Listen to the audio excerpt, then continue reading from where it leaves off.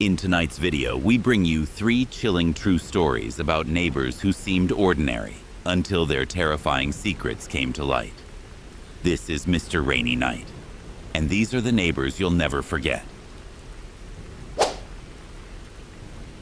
It all started one night in early September, around 2:45 a.m. I was in my kitchen in Bloomington, Illinois, pouring myself a glass of cold water.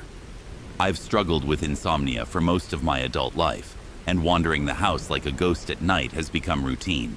It doesn't bother anyone. I live alone. As I took a sip, I heard the distinct clunk of a car door shutting. I glanced out my kitchen window and saw my new neighbor, Kevin, crossing the street and heading into his house. 2 people were following behind him, laughing and stumbling slightly as they walked. One wore a sparkly red mini skirt and a black cropped bomber jacket. The other had on a satin shirt with bright floral pants and sneakers. They looked like they had just stepped out of a dance club. Nothing weird so far. From the few times I'd spoken to Kevin, I knew he was a night owl, liked the bar scene. I figured he'd just had a good night out. As I finished my water, I noticed the front lights in Kevin's house turn on and the curtains get drawn shut. I smirked and muttered, "Get it, man," under my breath. I returned to the living room, turned on an old detective show, and tried to let the static dialogue lull me into sleep. I must have dozed off for a while, because when I looked back outside around 7:15 a.m., I saw Kevin pulling out of his driveway, alone. I squinted at the street, expecting to see the 2 guests from last night stepping out or maybe calling an Uber. Nothing. Curtains still drawn. I shrugged it off. Maybe I missed them leaving. Maybe they left hours ago. Who knows? People do all kinds of things at night. I made a pot of coffee and sat at my window, staring out across the street through the morning fog. Nothing moved. Kevin's house remained sealed up tight. A few nights later, it happened again. This time, it was just one guy, tall, wearing a zip-up hoodie with rhinestones on the back and a pair of skinny jeans that looked like they were meant for the club floor. Kevin walked him to the door with a hand on his shoulder, both of them laughing. Same as before. The door closed, the lights flipped on, and the curtains shut. And again, by sunrise, Kevin left for the day, alone. At first, I tried to reason it out. Maybe I was just missing them leave. Maybe they took ride shares out the back. Maybe I was overthinking this. But it kept happening. Night after night, Kevin brought people home. Sometimes women, sometimes men, sometimes both. Always dressed up, always late at night, always gone by morning, except I never saw them leave. As the pattern repeated itself, my unease grew. I began keeping track. It wasn't just 5 or 10 people, it was dozens. Easily over 30 guests had entered Kevin's house since I started watching, and I had never seen a single one of them come back out. I'd sit there for hours, crouched behind my living room blinds, staring at Kevin's drawn curtains, trying to make out shadows or movement. There were faint glows of light coming from behind the fabric, soft and still. No silhouettes, no figures moving about, just stillness. I started feeling like I was losing it, sleep-deprived and paranoid, but I couldn't stop watching. Eventually, I convinced myself I had to know, not just speculate. No. On a Thursday night, around 8:45 p.m., I put on a dark gray hoodie and black pants and waited for the neighborhood to quiet down. Kevin usually didn't return until after 2 a.m., so I had time. At 9:10, I stepped out into the darkness, crossed the empty street, and crept into his yard. My heart thudded like a drumline in my chest. I slipped around the side of his house, crouching low, avoiding the light from the street lamps. All the blinds were closed, front and back. No lights, no movement. I reached the back door and carefully clicked on a small pen light. I aimed it at the windows. One was uncovered, just a small rectangle in the back door. I pressed my face close. All I could see was a narrow hallway and part of the living room beyond it. Nothing moved. Just as I was about to turn away, something sparkled behind the couch. I angled my light.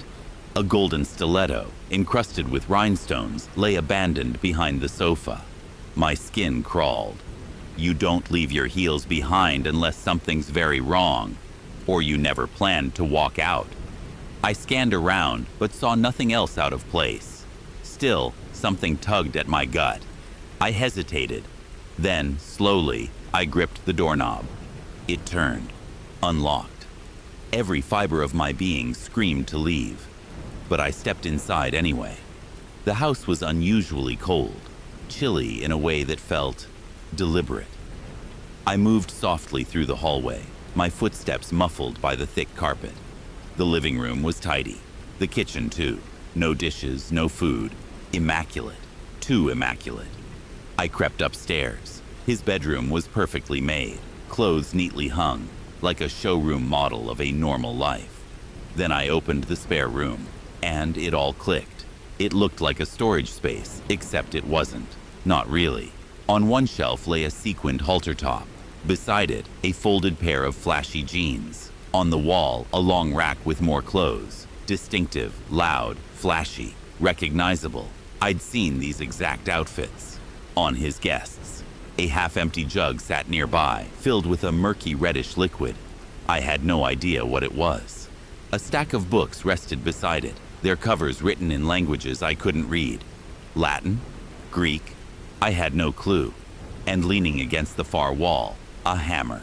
Nothing special about it, just there. I stood frozen, trying to connect the dots, when I heard it. A car rolling into the driveway. Kevin was back. Panic surged through me. I turned off my light, bolted downstairs, slipped out the back door just as I heard the front door open. I crouched behind a hedge, trembling, listening to muffled voices. A man's and Kevin's. I didn't dare look back. I raced along the side of the house and nearly tripped over a pile of disturbed soil. I didn't stop to find out what it was. I leapt over the fence and didn't stop running until I was back inside my own house with the door locked behind me. From the window, I watched as lights turned on across the street. Another guest. Another night. I didn't call the police. I wanted to. But what could I say? That I trespassed? That I broke in? And besides, they'd search the house and probably find nothing. Kevin seemed too meticulous, too prepared, too practiced. So now, every night, I sit at the window and watch. And every night, Kevin brings home someone new, always dressed up, always smiling, and always gone by morning. It happened about 13 years ago, back when I was 10. My family lived in a small but quiet trailer park in a suburb outside Indianapolis. It was the kind of place where everyone knew everyone else, or at least thought they did. Most days were boring in that neighborhood.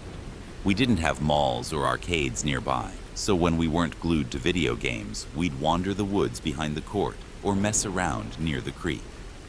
That evening was one of those times. Around dusk, me and two of my friends, Tyler and Marcus, decided to take our usual path through the trees to kill time.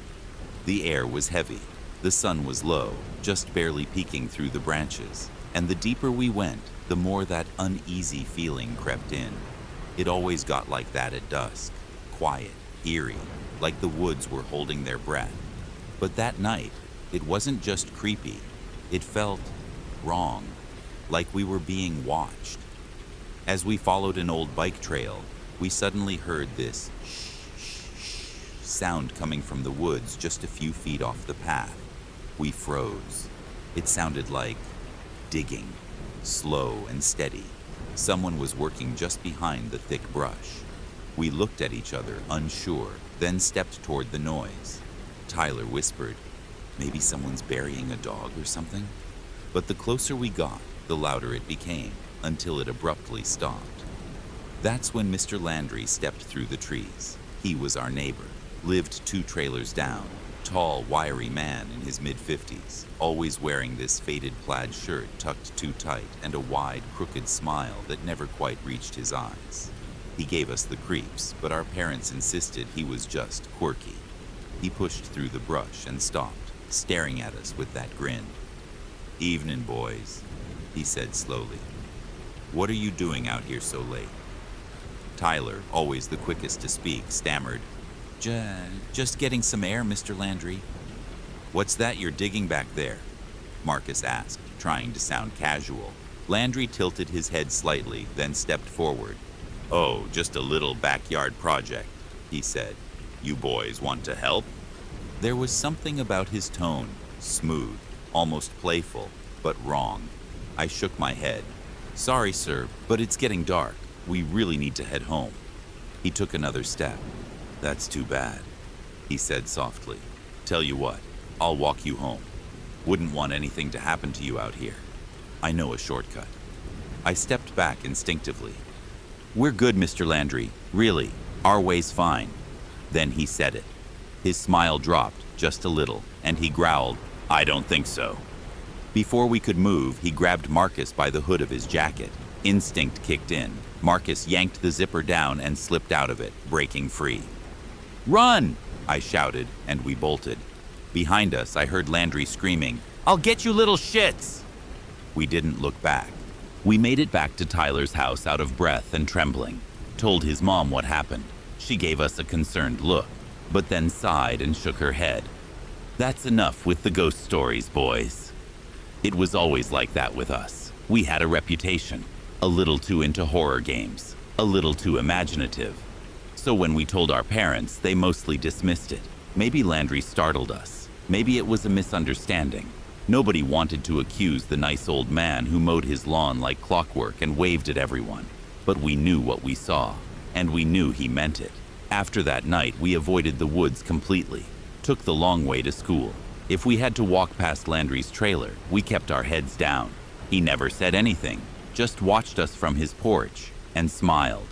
Sometimes he was outside at weird hours, midnight, 2 a.m., just standing there. We'd whisper about it during sleepovers. What if he's still digging? What was he burying? No one wanted to say the word body, but it hung in the air every time. A few weeks later, we were sitting in the living room watching TV with my dad when the channel cut to breaking news. A reporter stood outside our trailer park entrance, lights flashing behind her. Police have arrested a man in connection with the recent Southside Strangler murders, she said. My heart sank. I already knew.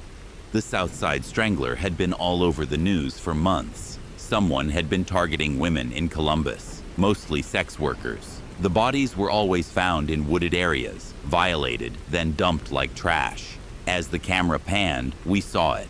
2 houses down from us, red and blue lights everywhere. And in the center of it all, Mr. Landry, handcuffed and being led into a cruiser, his smile finally gone. I'll never forget the look on his face. It wasn't angry. It wasn't even ashamed. He just looked disappointed, like he didn't get to finish whatever it was he was planning. That night changed everything. For us, for our neighborhood, for our parents, who suddenly realized maybe they should have listened.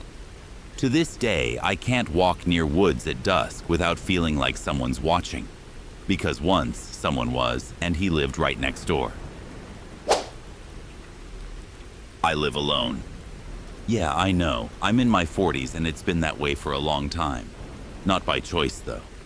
My wife passed away 20 years ago and, well, I never really bounced back. That's a story for another time. So when I heard someone was moving into the empty house next door, I got curious. A little digging told me it was another single man, also in his 40s. My first thought was, another loner. I started wondering about his story, but then caught myself. Maybe he's been through something too. Who knows? 3 weeks went by with no sign of him. Then one morning I saw a U-Haul in his driveway. I walked over, figuring it'd be neighborly to say hi. He was standing in front of his garage, watching the movers unload. Looked normal enough. Tired, maybe. I extended a hand. Hey there, I'm your neighbor. Name's Rick. He shook my hand, polite but cautious. Good to meet you, Rick.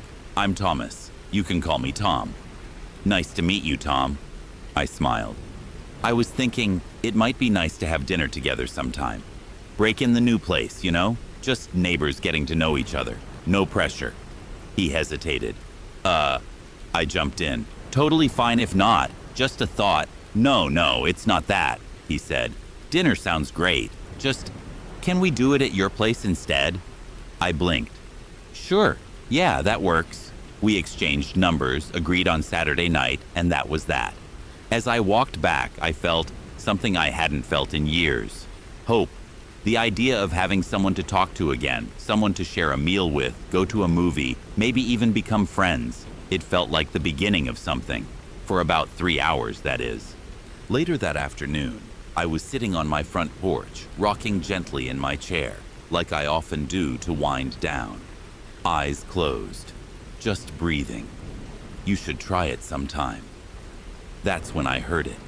A scream, not playful, not surprised. A real full-throated shriek that made the hair on my arms stand up. It came from Tom's house. I jumped up, heart pounding, and rushed over. It took him a while to answer. When he did, it was strange. The door barely opened, just a sliver, enough to see his face, not enough to see anything else. His expression had completely changed. The easygoing guy from this morning was gone. He was clipped, cold, irritated. "Hey," I said, trying to keep calm. "I heard something. Sounded like someone screaming. You okay?" He frowned. "Dude, we just met. Everything's fine. Go back home, all right?" "Oh, sorry. I just wanted to make sure. I'm fine. Don't come knocking again unless you call first." He snapped, then slammed the door in my face. I stood there for a second, stunned, then walked back to my porch, the disappointment sinking in hard. Later that evening, I was back in my chair, trying to unwind again. That's when I heard a new sound. Mechanical, repetitive, muffled, but heavy. A chainsaw? At night? I didn't want to think about it. He told me to stay away, I reminded myself. So I did. That night, around 10 p.m., I went to bed and cracked my window like I always do. Fresh air helps me sleep. But not that night. Noise kept coming from his house. Thuds, low grinding sounds, weird scraping, for hours. I nearly called the cops just to file a noise complaint, but I didn't. He'd know it was me. I'm the only neighbor close enough to hear it. I managed maybe 3 hours of sleep before I was woken again, but this time it wasn't noise. It was knocking. It was just past 4 a.m. I crawled out of bed and peeked through the hallway. From the doorway to my bedroom, I could see the front door, barely, but enough.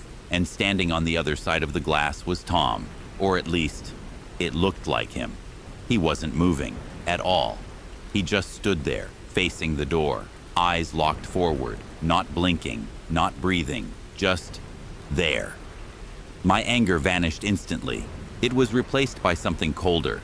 I dropped to the floor, crawled to grab my phone, and called 911. "Stay in your room," they said. "Officers are on their way." I stayed down and peeked again. He hadn't moved an inch, just stared straight ahead like a statue. When the police were a few minutes out, I peeked once more to see if he'd react. And he did, but not like I expected. His head turned slowly toward the sound of the sirens in the distance. Then he looked back at my door one last time. Then he dropped to all fours and crawled, fast, not a normal crawl, not drunk stumbling. He moved like an animal, shoulders low, back arched, limbs jerking forward like a bear galloping. He darted across the yard, burst through the gate to his backyard, and vanished into the dark. I stared at the broken gate, heart pounding. I waited for the officers to arrive, told them everything. They checked the property, found no one. Tom never came back out that night. The next morning, I did something I swore I wouldn't do. I went to confront him. He answered the door looking normal, cheerful even. "Oh, hey Rick. I was actually meaning to thank you for checking in the other day. Sorry if I came off a little short. I wasn't feeling well." I stared at him, unsure of what to say. He had no idea what happened the night before. Or at least he acted like he didn't. Even showed me the sleep tracking on his Fitbit. Claimed he'd been asleep the whole night. It didn't add up. But I didn't push it. That was 2 days ago. Since then, things have been quiet. No visits, no crawling, no knocking. But every night at 7 p.m., I still hear screams coming from that house. Not shouting, not yelling, screams. Blood-curdling, desperate, please make it stop kind of screams. I haven't called the cops again. I don't even know what I'd say. All I know is this. Whoever that was at my door that night, it looked like Tom. But it wasn't Tom. And I pray it never comes back. If these stories left a chill down your spine, do me a favor, leave a like to support the channel, and subscribe so you don't miss the next true horror experience. We have many more tales to tell, and some of them may hit closer to home than you'd like. This is Mr. Rainy Night. Good night, and good luck.